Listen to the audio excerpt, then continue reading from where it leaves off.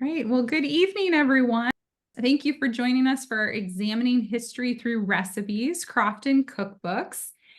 But we are going to start tonight, and I'll just introduce myself, and then I'll let Kathy introduce herself here too. But my name is Nicole Stocker. I'm the Museum Education Manager with the Dunn Museum and the Lake County Forest Preserves. So welcome again. And Kathy, I'll let you introduce yourself. Okay, Kathy Lambrecht. I always put Catherine Lambrecht, but that's just me. I'm with Culinary Historians and the Highland Park Historical Society, which I'm treating this as my meeting for the month on both occasions because I sometimes run myself a little ragged. But my key interest is on food history. But I'm also, like I said, a program director for the Highland Park Historical Society, and I do programs for Chicago Foodways Roundtable. So I think we're good, right? Yeah. All right. There we go. All right. So for tonight's program, we are going to be focusing on two cookbooks from the Dunn Museum's collection. So we want to begin tonight by sharing a little bit more about the history of those cookbooks, and then we'll dive into some delicious recipes.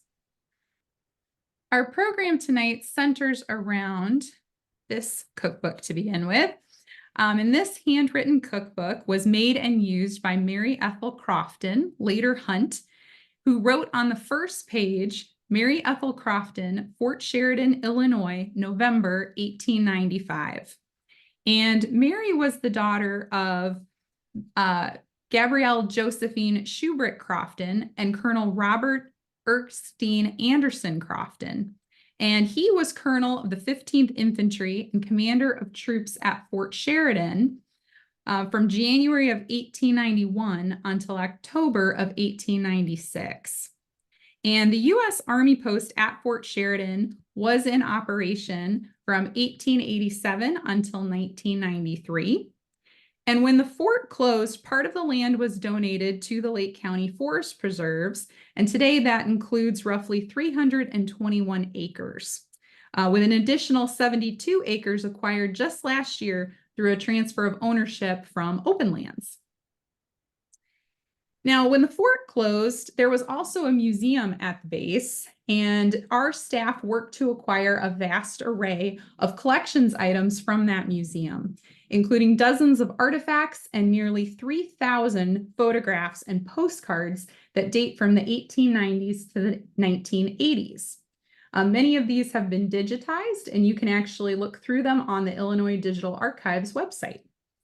Since then, though, we have continued to expand our collection with new acquisitions, including those related to Fort Sheridan's history.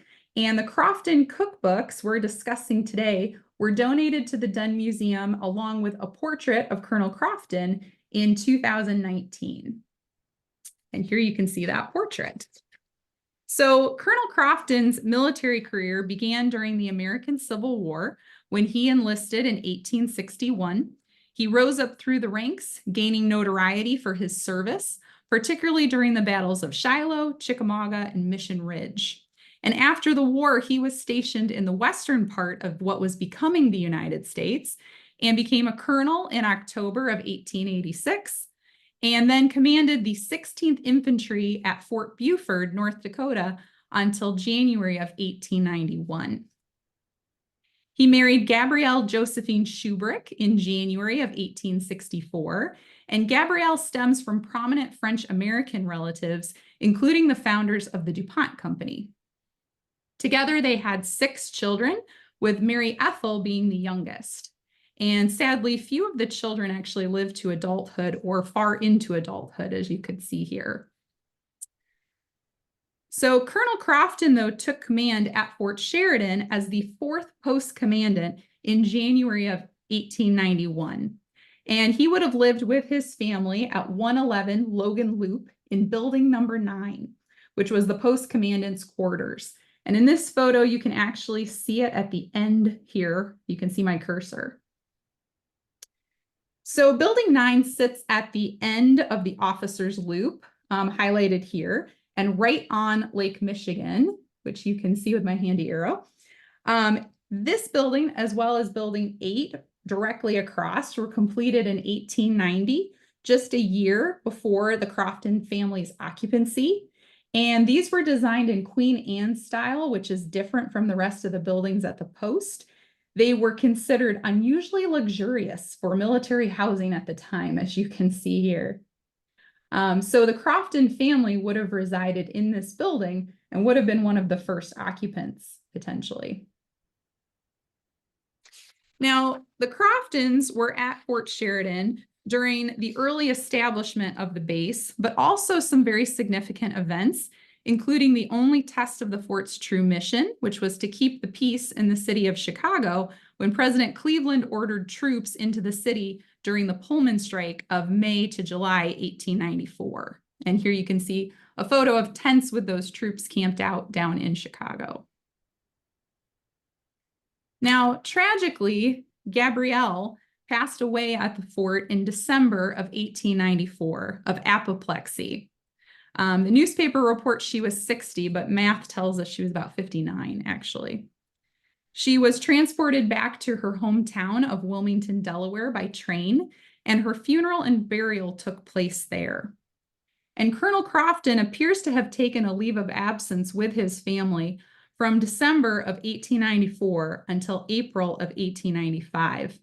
As this book, The History of Fort Sheridan, documents the post commandants.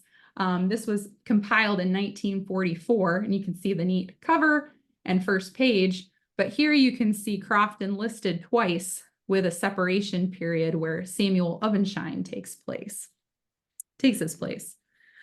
When he returned to the fort in April of 1895, Colonel Crofton brought at least the youngest 2 daughters with him, and he then served as post commandant at the fort until October of 1896. So Mary Ethel Crofton's cookbook was written during this time, November of 1895, when she was about 20 years old and almost a year after her mother's passing.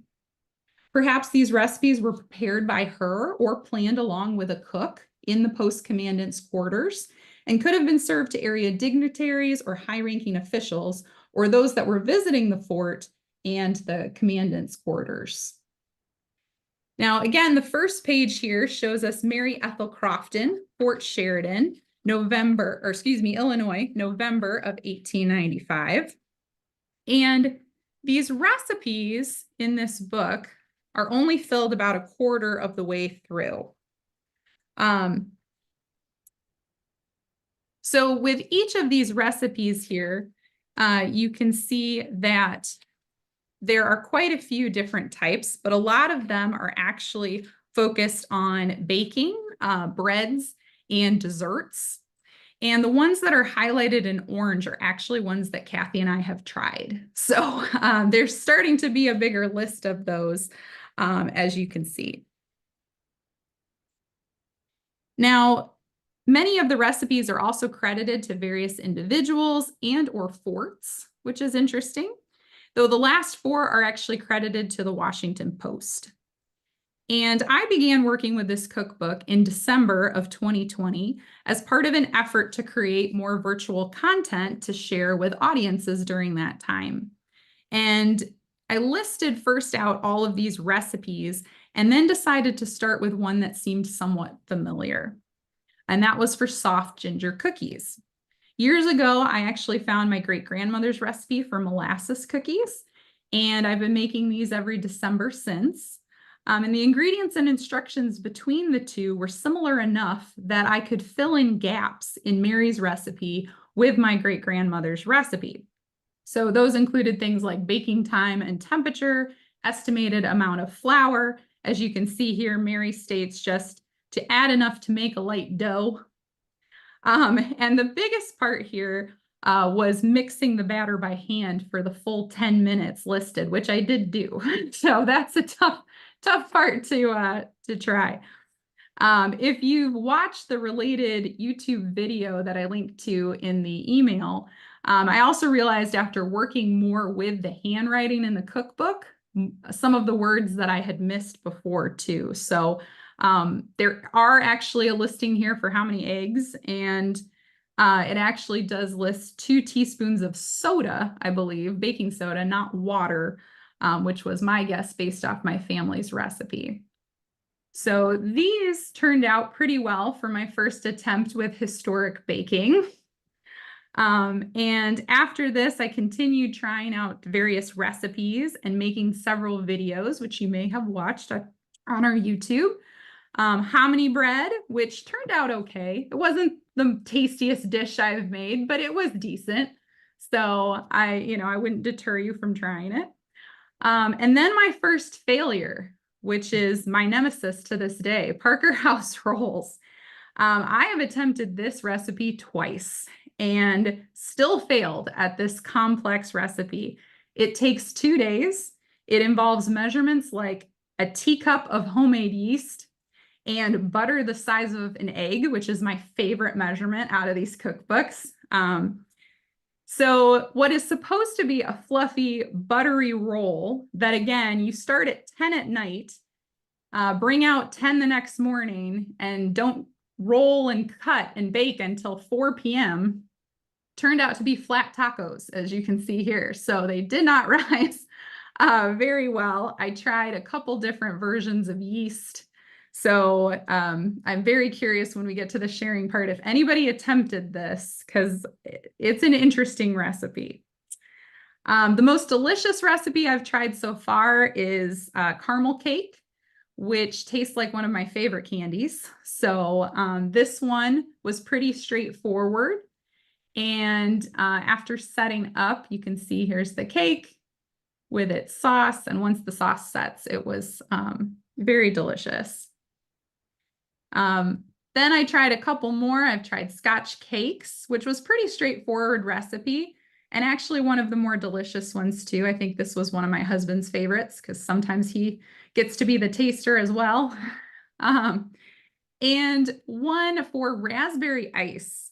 And I partly chose this one because of a Disney movie that has this in one of the songs, because I thought it'd be fun. Mary Poppins mentions this in the Jolly Holiday song. So this was very messy to prepare, but it was pretty tasty. So I would give this one pretty good ranking. Now, as you can see with each recipe, there are challenges to overcome, and I'll discuss more of those with some more recent ones that I've done a little later. But historic baking provides unique challenges, from reading the handwriting and transcribing it, to then filling in missing pieces to adapt these recipes for today. And some of that has to do with measurements. Some of it has to do with ingredients that are available at different time periods, or different brands of ingredients that are available at different time periods, sizes of ingredients, and even those baking times and temperatures. So after beginning to work with this cookbook, I contacted Kathy, as I was aware of her expertise and cooking cookbook clubs and other things. And we started collaborating to try to figure out more of this cookbook. We worked on transcribing recipes and different programs. So this is actually the 3rd time we've done a virtual program like this. Hence why we've got a little bit longer list of recipes we've tried. But I'm going to turn it over to Kathy to share for a bit about some of her cooking experiences with this book, including some more recent ones. You're talking about your favorite ingredient measurement being the butter the size of an egg. Mm-hmm. I told you about this recently, but the Straits matzo ball mix, Streits, they make the matzo ball dough the size of a walnut. And that's on a contemporary package. I think that's just so thrilling. So Nicole and I, like she mentioned, we've been going back and forth, and occasionally some things become my effort.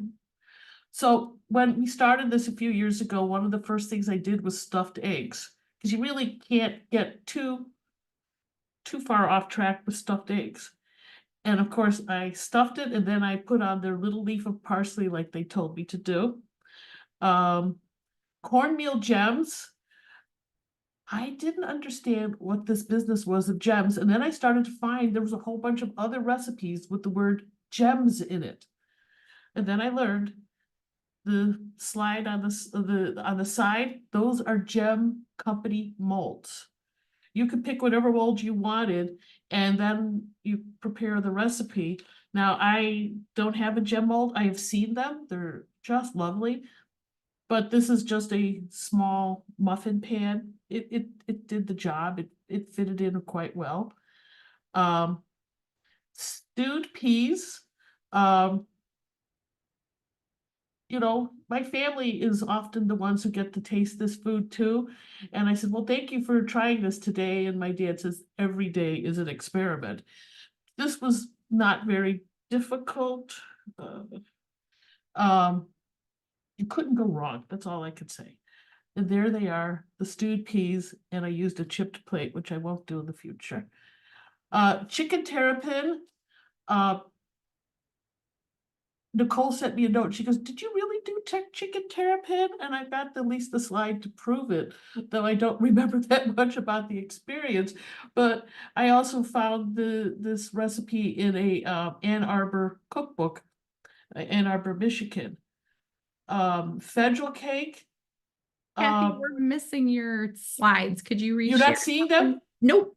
Oh, I We're didn't just know seeing your that. lovely face. I'm not. Oh, I'm so sorry that I Nope, no didn't share worries. well. Hold on, sharing is caring. Okay, great. Okay, well, here we go. So I didn't realize, but here's the stuffed eggs, the original statement with our translation as best as we could.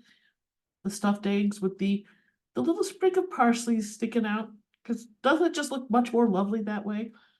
The cornmeal gems, and then I found there was a lot of recipes that referred to the word gems. And then I understood later it was related to these molds. That's from the gem company, thus gems. I just made these muffins in a small muffin tin. But there you go. Not a gem, but good enough. Stewed peas, which I just mentioned, you know, it was fine. Lettuce, I guess a little additional roughage. Chicken terrapin. It was not something I had had before. I can't say it reminded me of a turtle, but maybe, perhaps. I don't know if it was even intended, but I always associate the word terrapin with turtle. Federal cake. This is one of those cakes, relative to my experience with other older books. Federal cake was something when there was still suffrage and people really wanted to, were rallying to vote. This was something that was served. When you go into books later, after they've received the ability to vote, the cake, at least by that name, disappears, though the cake may still be there with just another name. But when they were protesting, it was federal cake. I made this in a loaf form. And it was okay. President Benjamin Harrison cake. Now, I can't say that I actually made this cake, but I certainly have the ingredients. But here somebody had done it, so I didn't have to. Snow pudding. This turned out to be an incomplete recipe. And I couldn't understand how to handle it until I found online this pamphlet by Peter Cooper. So there's like Peter Cooper Housing Village in New York, same Peter Cooper, but he also was, he allegedly was, I say allegedly because I think this is one of those things where there's a number of people who claim, but he came up with the ability to create the gelatin in a way, and this was the recipe for snow pudding. This is the recipe I ended up following because this one was incomplete. But I've also seen snow pudding without attribution to anybody in cookbooks since that time. And of course, it had to have some custard for it to lay on. Somehow that makes everything just a little bit more festive. Apple cream. We're going to have another recipe coming up which is somewhat, at least similar in jest, but this was not one of those where my family said, I want to enthusiastically eat this again. This was not in that category. Baked apple pudding, I realize I've done a lot of apples. That was much better. Green sauce for fish, this is one of the new ones from this current batch. And when she said green sauce for fish, I didn't even look at the recipe. I said, I'll do it because it reminded me there's this in Munich, there's this Gruner sauce, whatever, which I had one time guests from Europe and I served it. They were from Germany. They had never had it before, but they were aware of it. This is a much simpler version with the mayonnaise and finely chopped parsley, the anchovy paste, which I think if you were going to make it today and just don't keep anchovy paste at home, I think you could get away using fish sauce. I served it. Okay, so what did I have that was fishy at home? I had fish sticks. I had octopus, which I was rolling around the freezer waiting for me to do something with it. And then I had these salmon burgers, which I bought for Lent because I was curious what a salmon burger was like. Not that excited about it, but this sauce on top makes it much better. I would do it again. This is my moment of it's almost ready, but I didn't fry it. So I haven't really truly finished making the chicken croquettes, but the next time around, whenever we do this series, I will have a picture of the chicken croquettes, which would be right here, but it's not. Molasses candy. I took this on, and it turns out it's a type of taffy, or at least the way it's made. And I have to tell you, I looked around the internet and I watched several videos on YouTube because YouTube, that's a darn good source. And I found one woman who made a honey candy, kind of a honey candy, but the deal was she had only 2 ingredients, and it was the honey and the sugar, which is pretty much what I have, plus some vinegar. There were other recipes where people had all sorts of steps and everything, but this came closest. So the deal was to bring it to a boil without stirring, because if you accidentally have some kind of sugar crystals, that whole thing will just become hard as a rock and untenable. So I just let it boil without touching. The thing that surprised me, because I knew I needed a target temperature around 255. This thing, they were kept talking about on these, oh, it's going to take 15-20 minutes, less than 10 minutes in my case. It came, either I was a little too aggressive with the temperature, or I don't know, but it came up really, really fast. So I then poured, initially I forgot to put the baking soda at the end, but I added it after it was on the buttered tray, and everything turned a much lighter, prettier color. It was just gorgeous. And then you have to wait for it to cool down so you can handle it. One of the programs, these people had butter on their hands that was like dripping. And I was like, oh, I don't really need that much butter. Oh boy, you sure do need that much butter, because even though I put it a little more lightly, I had the molasses candy sticking to my hands. And it wasn't, I was like pulling it. I'm telling you this, you probably wouldn't want to eat it. My family finished it today. But you were supposed to pull and pull and pull. And I did it over the tray. I just kept pulling it over the tray, and I wasn't doing as good a job as those other people that I watched. So I'm going to have to practice this a few more times in the future. But toward the end, they kind of let them, and I made a half recipe, by the way, because I was not going to have to deal with a lot of stuff that I was going to throw away. And so that was kind of how I finished it, but I don't think I did it completely. The last time I think I pulled a taffy type thing was maybe Girl Scouts. That's a real long time ago, but watching those other people, I know I have some techniques that I have to go. Now, what you see right now, this morning, everything had kind of merged together. It kind of just was like what was it, like the plates of the earth meeting together? I don't know, but it was just like one big piece this morning. So clearly I needed to probably process it longer, and I probably, it's a learning curve, right? So apple float.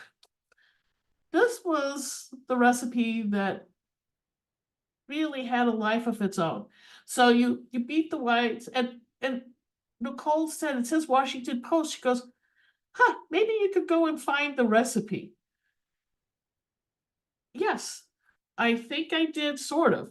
Oh, well, here's the apple float. So basically it said like 3 egg whites. I only beat 2 because I'm figuring they're dealing with smaller eggs. So I can get away with a smaller quantity of egg whites. And I beat it until it was frothy. Then I added some sugar. And then I beat and beat and beat. Now I regularly hand beat whipping cream, 5 minutes or less, probably less. This took about 10 minutes. And I'm sitting there beating and beating and beating. And I'm like getting tired. I'm like, maybe I should pull out the mixer, but no, I really need to try to do this. So I got it to where it would do a peak. The soft peak, not the stiff peak. They wanted the stiff peak, but at this point I was like tired. And then somebody had given me a Christmas a cranberry, a spiced cranberry applesauce, which is effectively what this recipe calls for. And you'll see there's different variations. Sometimes they say grate the apples and fold it in. Some of them make applesauce, so I put some heavy cream, and then well, as decorative as I ever get, arranged this the apple meringue. It was quite nice. And my family had gone out for the evening. So when they came home, I served some to my mother, and she liked it. She liked it so much that my dad's portion that was sitting next to it, she took and finished. Fortunately, I had enough for my dad, but nonetheless, it was quite impressive, her enthusiasm, because that's not always her approach to food. So here's the recipe for the apple float that was in the Washington Post. It's from 1895. The recipe isn't exactly like the one we have, but Nancy Webster, who's archivist for the Highland Park Historical Society, pointed out that maybe this recipe had gone on the wire service of sorts, and so other newspapers that might have used their recipes grabbed it, and maybe somebody did a little bit of rewriting along the way, or maybe there was a space issue. So things sort of had a way of changing. Well, I only started to look for this yesterday, and with the Chicago Tribune, I can get through my library and go to the Wayback Machine to find archival materials, but I don't have a Washington Post. So I put out on my Facebook page if anybody had, this recipe, if they in the Washington Post. I said it's pre-1900, it might even be pre-1890. And my friend Peter Regas, he came up with this recipe. Well, then things started to get even more interesting.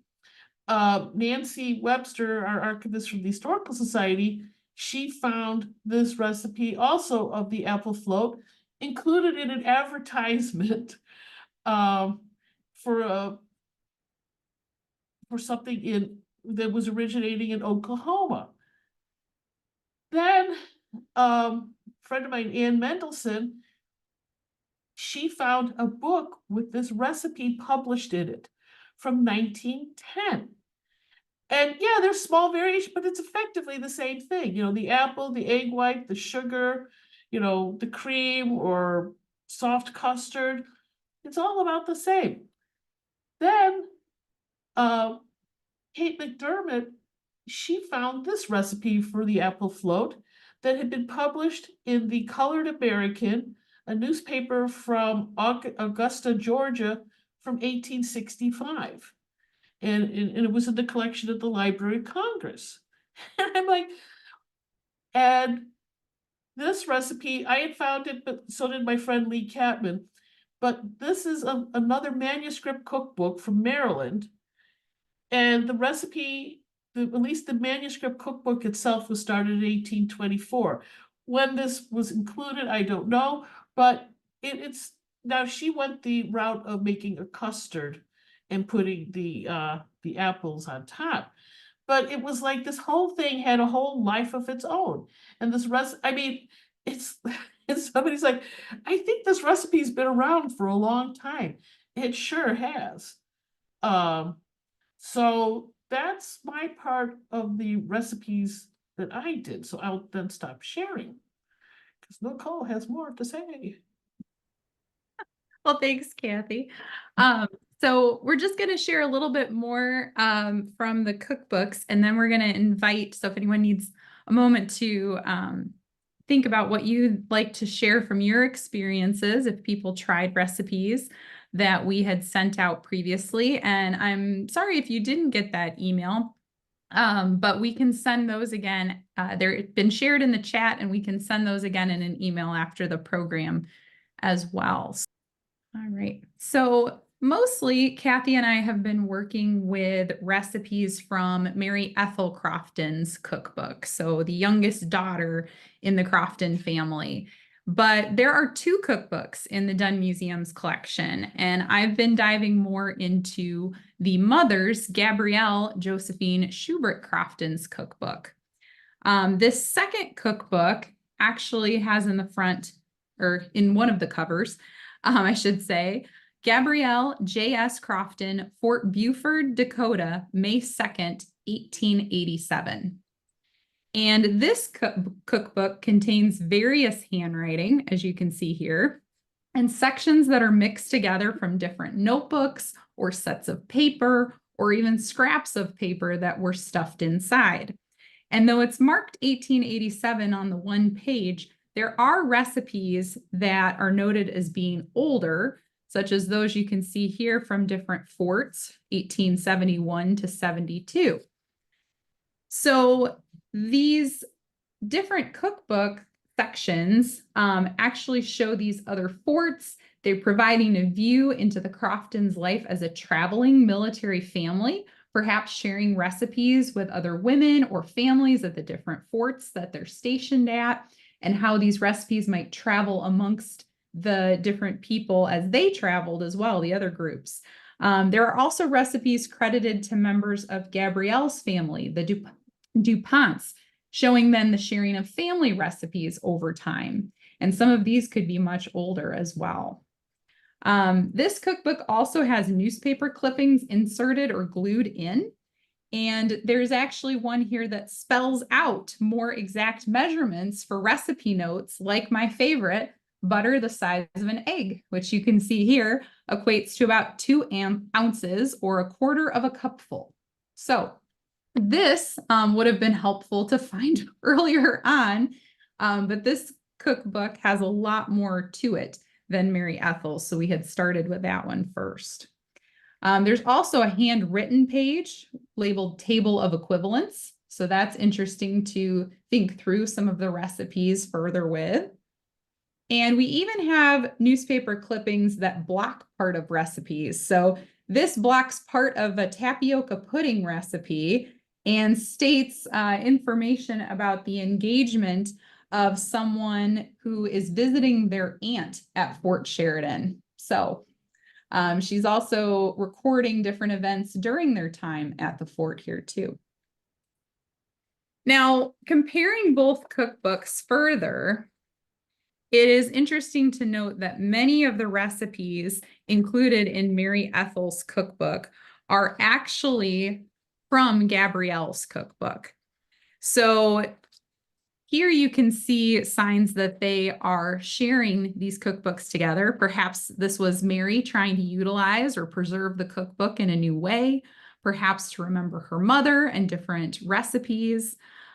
But here you can see a recipe for the caramel cake that I mentioned before from Gabrielle's, and it is the exact same one from Mary Ethel's. Both are even credited to the same Mrs. Wheeler. The handwriting in Gabrielle's is also similar to the page where she signed her name. So I believe she wrote this particular recipe in the book.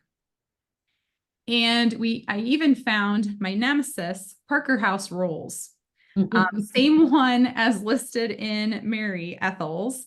And this recipe actually appears 3 different times in Gabrielle's. This one is the same.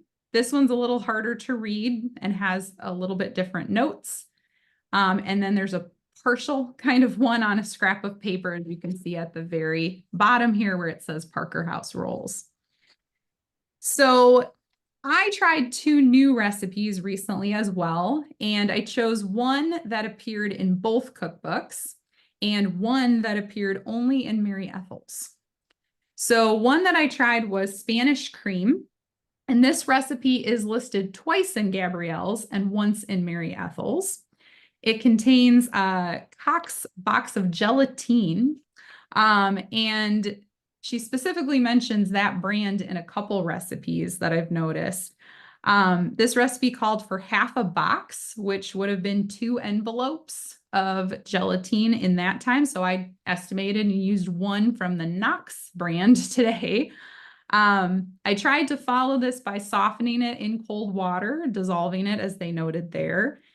And I had to try to boil the milk for this recipe twice. I tried it in a pan the first time, and the temperatures were too hard to control with adding some of the other ingredients. So I created a double boiler and used that to be able to control the temperature better for adding the sugar, the gelatin, and yolks of this recipe later on. And I referenced a modern recipe trying to go back and forth. You can see here, this is how they turned out. They didn't quite mix together exactly. It said to add the whites of the eggs well beaten, and some other recipes said to thicken them, which I did, and they never quite melded together. They didn't quite solidify either until just today. I tried this recipe Monday, and it took till today in the refrigerator to somewhat get a little more gelatiny and not so liquidy. So I don't know about this one. You know, it's an interesting one to try.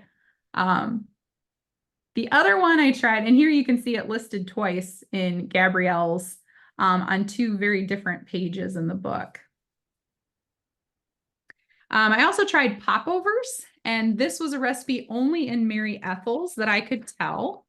And the sweet milk referenced here is whole milk versus buttermilk. It was often labeled that to tell the difference between whole milk or buttermilk. So that's all the sweet milk refers to. And my biggest question was was in today's recipes, butter plays a significant role in popovers, and it is not listed here at all.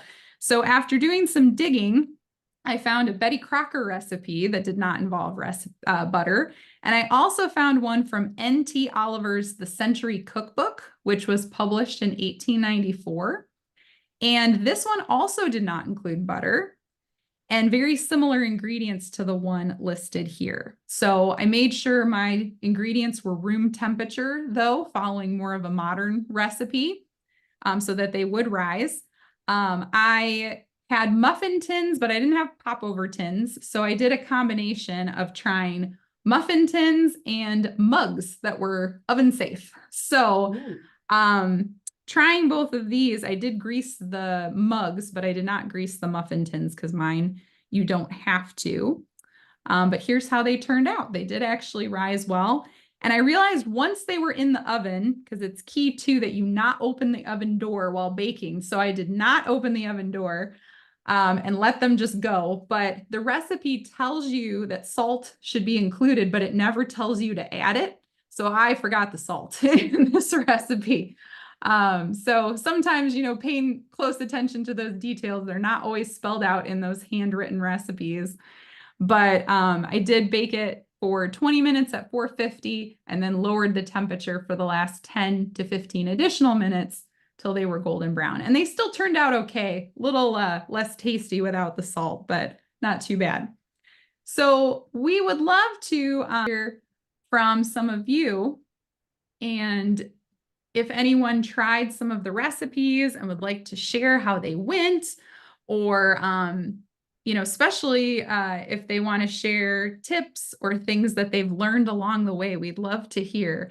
And if you have any questions for Kathy or myself, we're happy to take some of those too. So yeah, I see a hand. Catherine, if you'd like to share.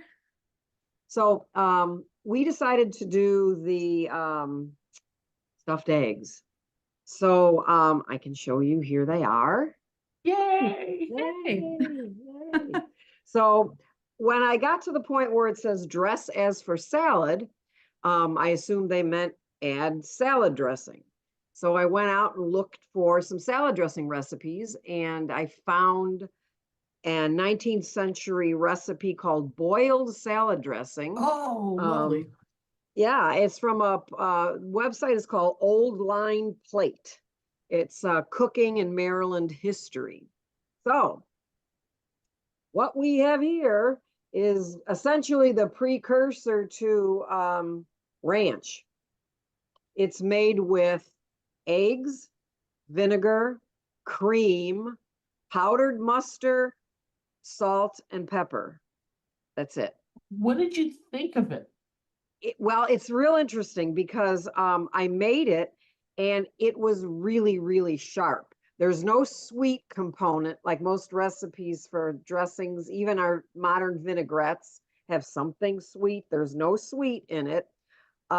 It is heavy method based. You have to use a double boiler. You have to beat the yellows and yolks separately. You have to beat the whites and yolks. You beat constantly while it's being heated. And then once you take it off the heat, you beat it constantly until it is cool. But you do get really good results. So like I said, it's very sharp, very much mustard, very much vinegar. So I used it and made the recipe. I also used it in some slaw that I made today. And after several hours in the refrigerator, it becomes mellow. It loses its sharpness. So that's kind of odd. The food writer MFK Fisher, her grandmother, I think, made these boiled dressings that they hated. But I've always wanted to give it a shot. So I'm glad you had good results with it. I did. And as a matter of fact, I think I'm going to use it as a base for other creamy type dressings so I could use it up. I mean, here it is. Would you do it again? Sure. As a matter of fact, I want to add onion. I want to add garlic. I want more flavor to it. I can understand why it's seasoned the way it is because these were popular and easily obtained seasonings at the time. But I have a question for you. I saw that in the book there is a recipe for white candy. It's in the list. And I'm curious about it because we have some information from my husband's family in Brooklyn, New York in the 1880s, where at their home residence, they said they were running a confectionery, which is interesting because the man of the house was a sea captain who ran sugar from Havana to New York. That was his job. And I believe some of that sugar wasn't going to its original destination, but somehow ending up in their kitchen, and they were making candy. So I've been looking around what was a very popular candy, what was an easy candy, and white candy came up. So I'm interested in recipes that talk about how to make white candy or how a person would make it at home. This is where I would go to my friend called Zoom, and not Zoom, but YouTube, because it's amazing the number of older recipes that people are reviving and showing the technique. And sometimes because they learned it from family, sometimes they just sat there and worked through the issues and were able to recreate it. If you make it, will you let us know? I'd love to hear about it. because I was having fun with the molasses candy to the extent I was discussing it with Nancy Webster earlier today. And I says, maybe when we have one of our openings at the Stoopy Cabin, I'll make a batch of this and then keep it hot and bring it over and we'll just, and she goes, it's fine as long as nobody brings that candy into the cabin because we don't want to mess that up. We're But- historical reenactors and we do a lot of open Oh, you fire are? cook, Yeah, so open fire cooking, all kinds of, I'm mostly fire management and stirring. I'm the appliances and everything, you know? But that's how we get into historical cooking. Yeah, and Are you, so are you like at like these reenactors, like you go to Civil War type things? What's your strata? Well, we do Roman, which is very early cooking, some Anglo-Saxon, then into medieval, all the way up through Prohibition era. What's the name of that organization that you're involved with? So we Well, belong to some- belong to several. So Oh, you know, okay. so it's not all one organization, but for the more modern eras, we work up through the Midway Museum up in Rockford. Oh, okay. well, we'll have to look up. We're still working to transcribe that one cookbook too, and I have not transcribed the white candy recipe yet. There are other candies listed in there too, so maybe that will be the next goal, is to look more specifically at the candies and see what else we can find. There's a lot of recipes for caramels too, especially in Gabrielle's. There's 3 in a row at one point, and they don't seem to be too much difference between them, but I'm still working to, some of the handwriting in that cookbook, as you can see, is a little trickier than Mary Ethel. She does have decent handwriting, so. Well, she showed her cookies, or one of you had the cookies that were made, and it was very much like my grandmother's or great-grandmother's Great-grandmother's cookies. molasses cookie Yeah. recipe. No that, flour given. no flour given, but Oh, yeah, mix it until. Yeah. You see we- that yeah, with that's- we- There's a formal lot light of things dough. assumed about cooking No, back no, then there was that you something- just know. something you typed about slow and fast ovens, or Yeah, if they don't, I mean, usually they will at least give you some direction like slow or fast oven. Sometimes they don't at all because they assume you know what kind of oven you need. So cookies are hot, bread somewhere in the middle. like, You how know, long that can you kind of hold your stuff. hand in the oven? Right, a fast oven is if you put your hand in it and it's like hot and you have to pull it out, that's fast. Slow is you can leave it in there a while and you don't get burned, but that doesn't Yeah. tell you very much. Well, and that's why it's hard to adapt to today too sometimes, right? Because it depends if they're using a wood-fired stove or what type of equipment they're using. Some of these recipes, especially in Gabrielle's, we're not sure how old they actually are. So lots of different things to figure out, but yeah, very curious to hear how that turns out for you. Did anybody else want to share some of your experiences with any of the recipes? I think I saw another Tara. Yeah. Hi, I'm Tara. And I am one of those YouTubers of which you speak.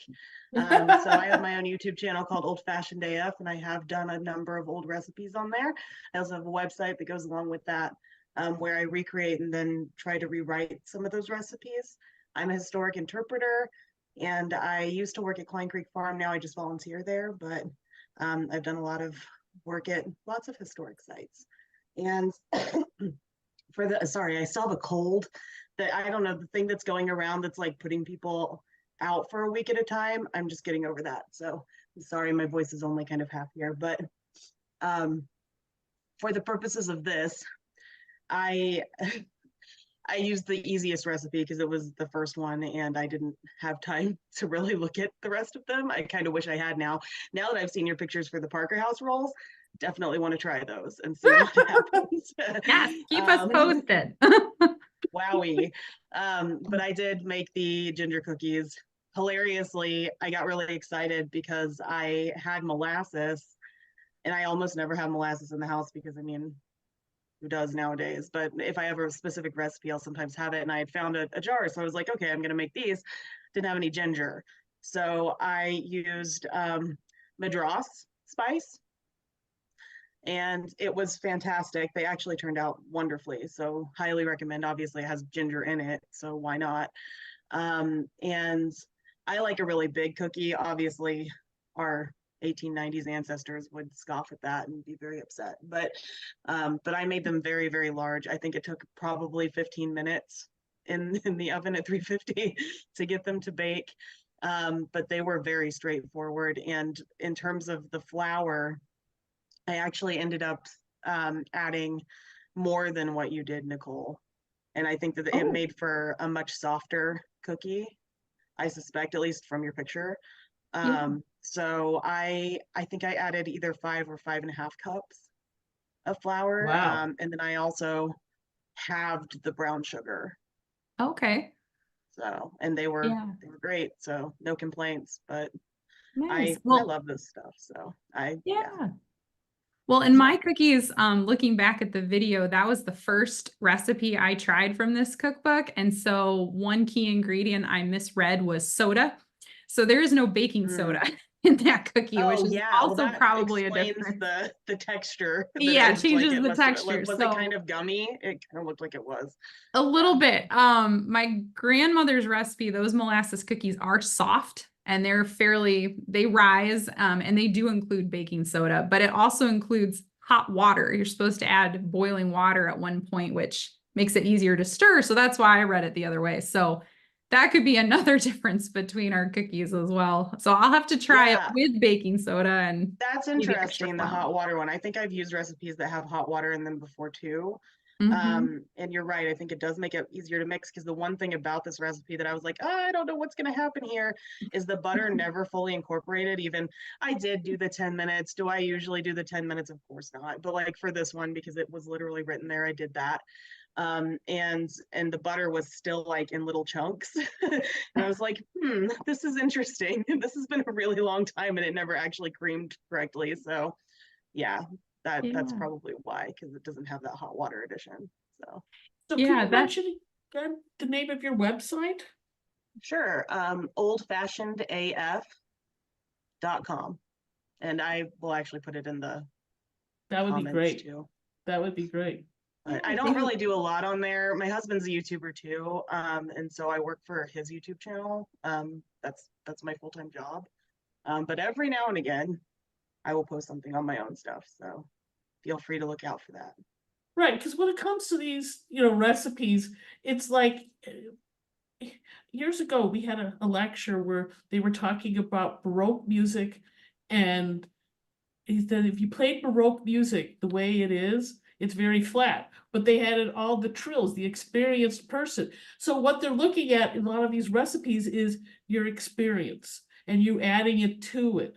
So, like the recipe might seem very plain, but the person says, oh, well, that's just like, and then they start like you played with the Madras, was it curry powder? Yeah, it was basically just curry powder. I think the specific kind was Madras, but yes.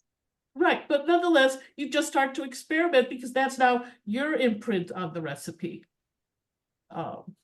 Absolutely. And that's what I love about these things too, is that, I mean, you're literally working with handwritten documents that came from somebody's experiences of a recipe that they probably either got from another person in a book to begin with. So who knows what was lost in translation or what was added in or what was It's even shorthand. created at that point, Or it's sort of a shorthand because Yeah. you're just like, well, okay, you do this. Okay, I remember now, I'll do something else in addition, And when it comes to things like portions, I read this article one time, the recipe in The Joy of Cooking for brownies has never changed, but the portions have changed. So before you could have 16 and now you're far, there's more. Right. Let's It's put it this like way, me and we my expect cookie, a which bigger are like piece. that big. Absolutely. Yeah. But certainly like those ones probably would have been like a teaspoon size, Right. is what they would have served. So Actually, my sister brought over some cookie dough recently, and I was like, these cookies it was like this and thick. And I was like, there's no way. And I cut them in half. I looked at them, they're still too big. I cut these things into quarters, rolled them into balls, and then they were the right size, at least for our family and our taste. But for somebody else, they would get the really giant cookie that I would I figure choke if I on. make giant ones, then I won't want another one. That's my philosophy on it, but that's only at home. I would never do that. Push that on someone else. By the way, talking about like cooking methods and things, when people went from an open fire to where they started to use the wood fire, the taste of their food changed also. They were used to that kind of the smokiness and everything, and they Can I lost tell that you when they one more went there. anecdote before you move on to someone else? Sure. Okay, so I've worked at Klein Creek Farm, and I've also worked at Historic Wagner Farm, which are both, Sure. you know, on either end of Chicago land.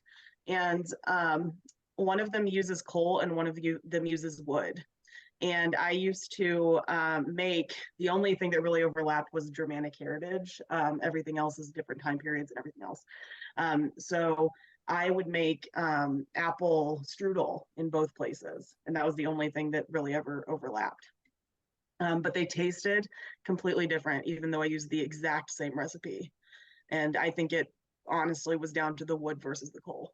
I know, like, same oven, same everything, all of the stuff that I was making was the same, but one of them had a much deeper taste, which is the wood fired one, like the one at Klein Creek.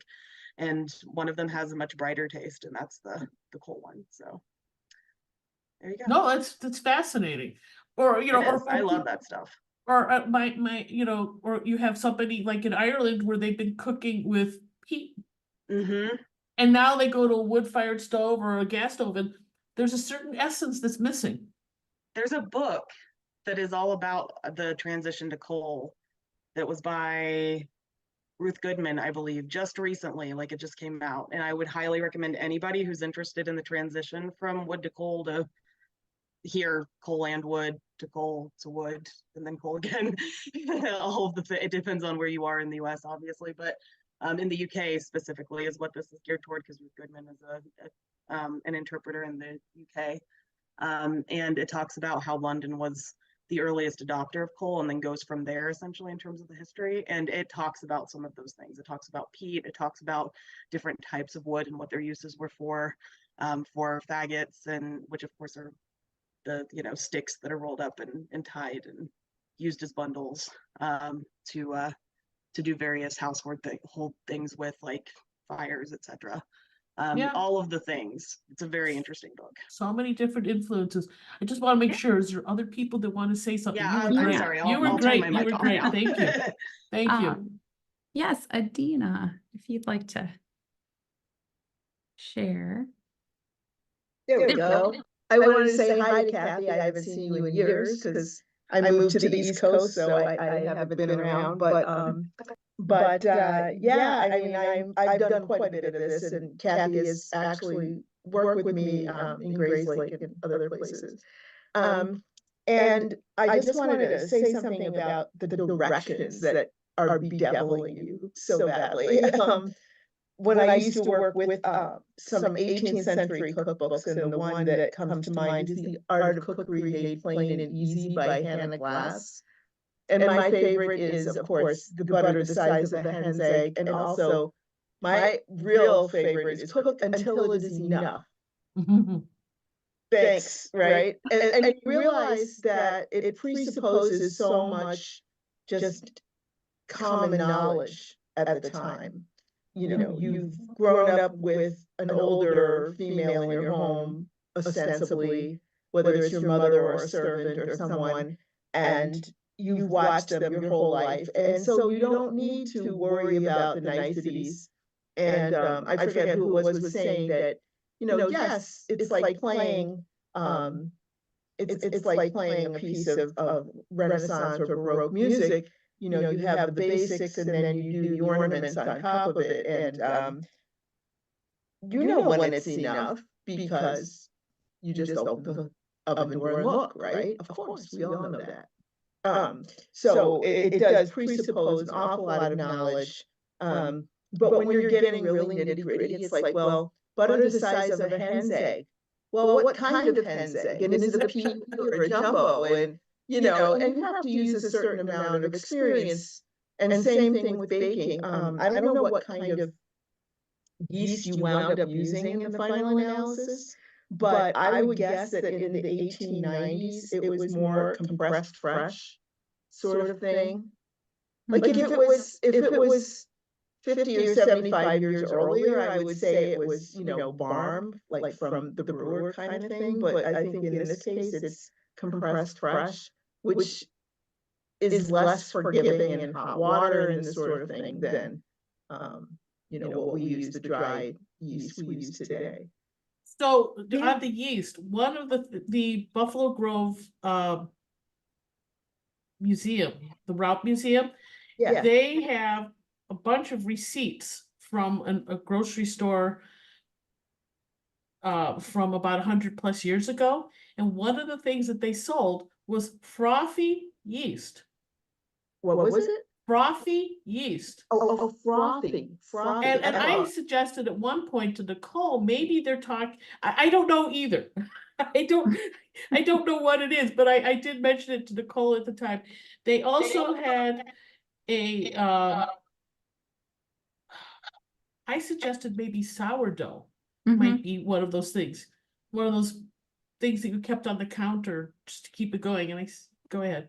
We were just guessing because it's a surprise. That could definitely be, but by 1895, I think you're getting much more commercial stuff available to people, and so, it could have been countertop yeast for sure. But in a place near a big city like Chicago and so forth, I don't know. Also, when it comes to the gelatin, maybe do use 2 packets because when you said it didn't set up until like 3 days later or whatever, I'm like, yeah, you probably needed more. Yeah, it didn't seem right, but in the Knox's box today, you get 4 packets. And in the Cox's one, I looked up, you would receive 2. What size the packets were, though, it didn't say, or at least what I had briefly searched to find. So it could be that I needed 2 packets, and maybe that would have turned out a little differently. But I did try the first time I did the Parker House rolls. I just used dry active yeast just to try it. And then the second time I used a homemade sourdough starter. And both times they turned out very much the same for me. So whether it was some of the other steps involved was what I was trying to figure out. If it was at 10 p.m., 10 a.m., Well, I think that's rising time, maybe.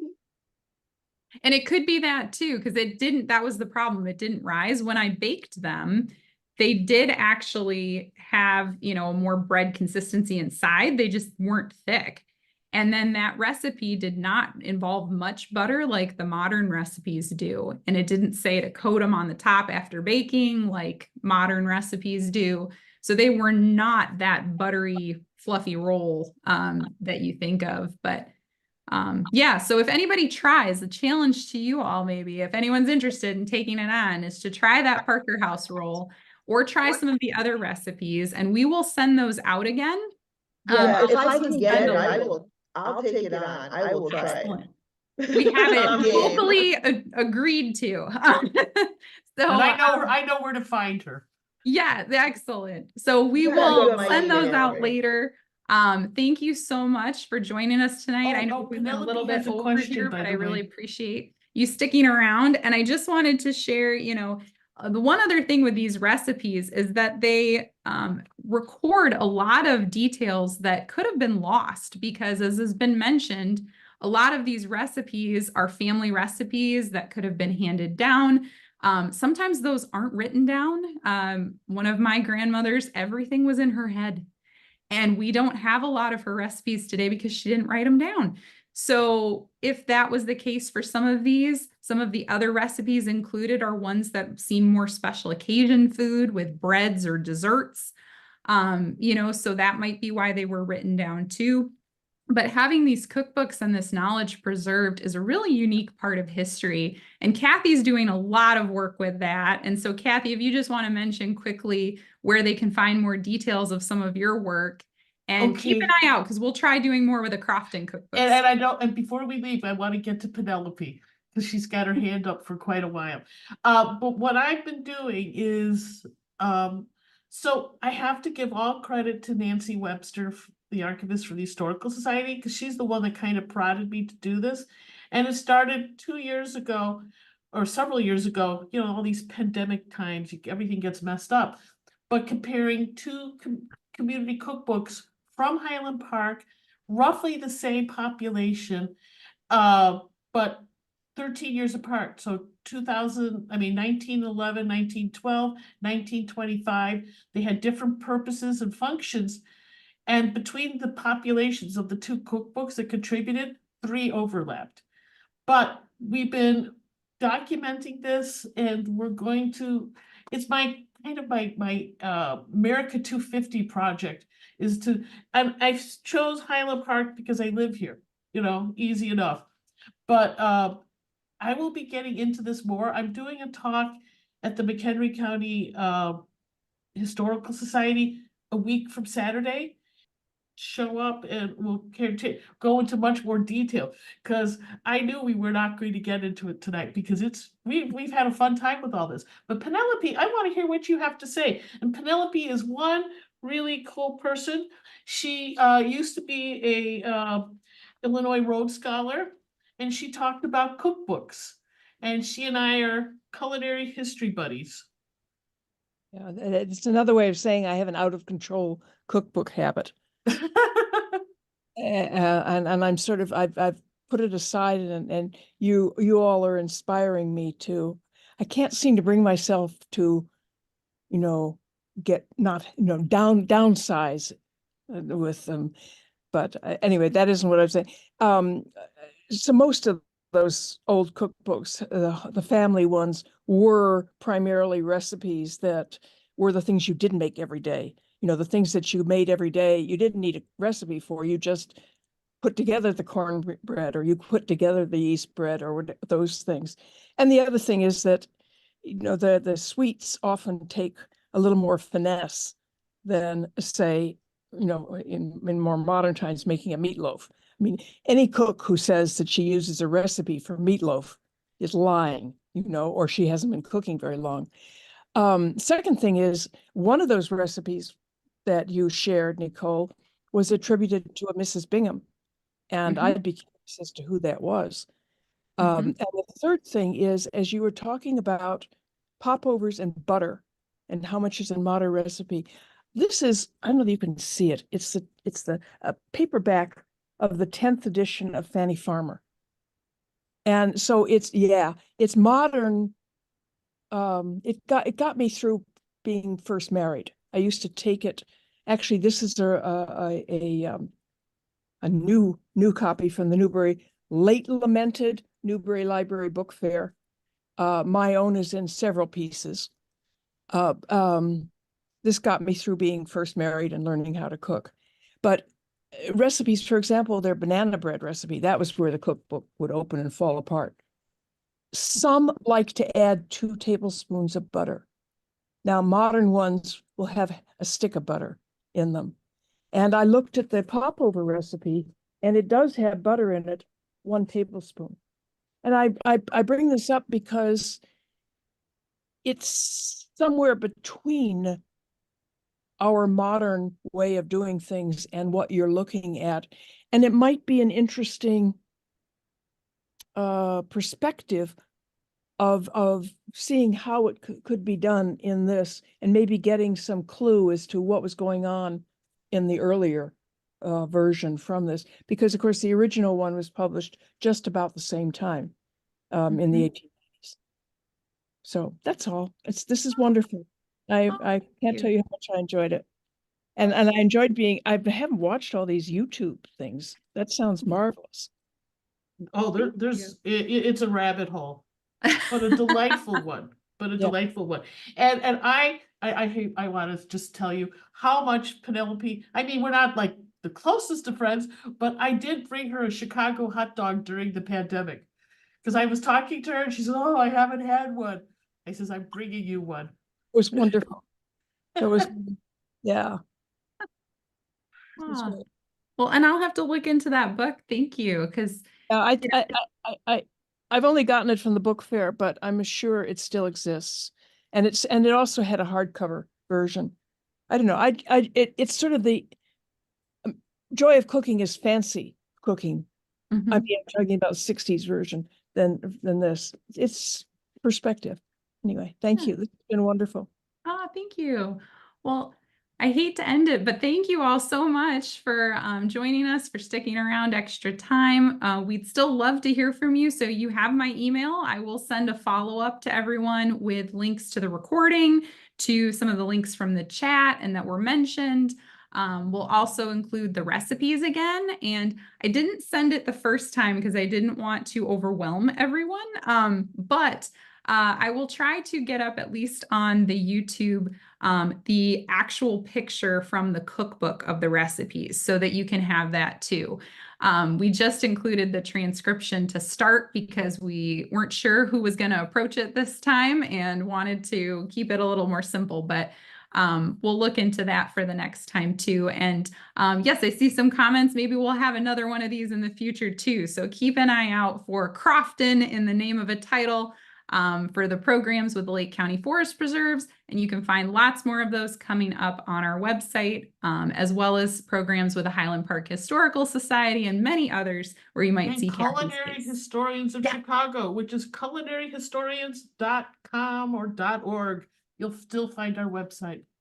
Yeah. And any others to share, Kathy, before we let everybody go? No, I think we're doing well. All We're right. doing very well. Well, if you have questions too, please feel free to reach out or tips. You know, my family can only take so much of me talking about this, but I love to talk about it because I find it fascinating coming into this as a baker, but not a historic baker to start. So I hope everyone, if you haven't tried any, try some, let us know how it goes, and we'll see you all hopefully in another program. So thank you so much for joining tonight. Thank you. Enjoy the rest of your evening. Thank you, Nicole. very much. And Kathy, great to see you, and reach out anytime. I shall. Thank you, everybody. Bye.